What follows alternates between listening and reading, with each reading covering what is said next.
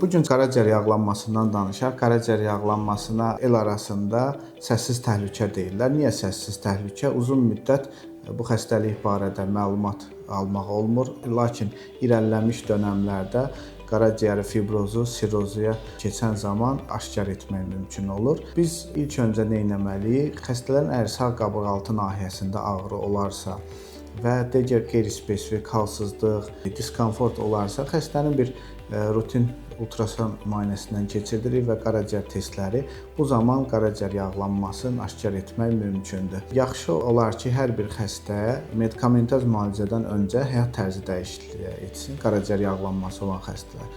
Bunun üçün biz məsləhət görürük ki, xəstələr daim hərəkətli olsunlar, gün ərzində 30-40 dəqiqə hərəkət, şəkərli, karbohidratlı qidalardan uzaq qalmaq lazımdır. Nə qədər təhlükəlidir bu qaraciyər yağlanması? Təhlükəsi gələcəkdə aşkar olunmasa, el arasında qaraciyər bərkiməsi deyilən qaraciyər sirrozuna qədər irəliləyə bilir. Ona görə də yaxşı olar ki, vaxtında müayinədən keçək.